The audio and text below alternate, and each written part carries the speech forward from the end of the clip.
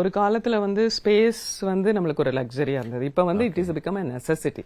நம்ம இன்னைக்கு நிறைய நம்மளோட லைஃப் ஸ்டைலே வித்தவுட் ஸ்பேஸ் இருக்க முடியாதுங்கிற மாதிரி ஒரு நிலைமையில இருக்கும். சோ நான் எங்களுக்கு இப்ப இந்தியா பாத்தீங்கன்னா இஸ்ரோவோடதே 50 ஸ்பேஸ் கிராஃப்ட் மேல இருக்கு எங்களுக்கு இப்போ at present itself.